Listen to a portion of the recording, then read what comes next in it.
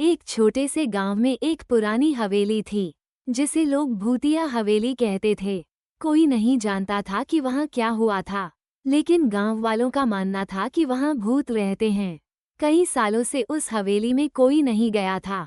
लोग वहां जाने से डरते थे क्योंकि उन्होंने अजीब आवाजें और रोशनी देखी थी। राहुल, सिया, करण और प्रिया गांव के सबसे साहसी बच्चे थे। एक दिन उन्होंने तय किया कि वे इस भूतिया हवेली का सच जानकर ही रहेंगे।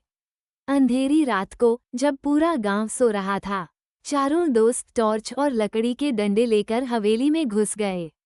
जैसे ही उन्होंने हवेली का दरवाजा खोला, एक ठंडी हवा का झोंका आया।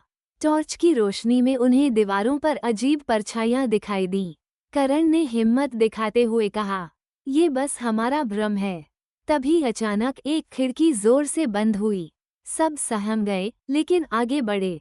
दूसरे कमरे में पुरानी तस्वीरें टंगी थीं। सिया ने देखा कि एक तस्वीर में एक आदमी दिखाई दे रहा था, जिसकी आंखें जैसे उनका पीछा कर रही हों। अचानक तस्वीर गिर गई और पीछे एक दरवाजा खुला। जब वे तीसरे कमरे में पहुंचे, तो उन्हें फुसफुसाहटें सुनाई देने लगीं। ऐसा लग रहा था जैसे कोई उनके कानों में धीरे धीरे बातें कर रहा हो। प्रिया डर गई, लेकिन राहुल ने देखा कि एक कोने में एक पुराना रिकॉर्ड प्लेयर चल रहा था।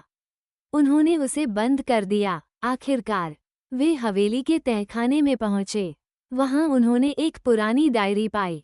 उसमें लिखा था कि यह हवेली कभी एक वैज्ञानिक की थी, जिसने यहाँ पर कई प्रयोग किए थे। गांव वालों ने गलतफहमी में उसे भूतिया मान लिया था। डायरी में ये भी लिखा था कि हवेली की अजीब आवाजें और परछाइयां वैज्ञानिक के बनाए यंत्रों की वजह से थीं, जो अब खराब हो चुके थे। चारों दोस्तों ने गांव लौटकर सबको बताया कि हवेली में कोई भूत नहीं है। ये सब विज्ञान के अधूरे प्रयोगों का नतीजा था। गांव वाले राहत की सांस ली। सीख: डर हमेशा अज्ञानता से पैदा होता है। सच की खोज करने से ही डर का अंत होता है।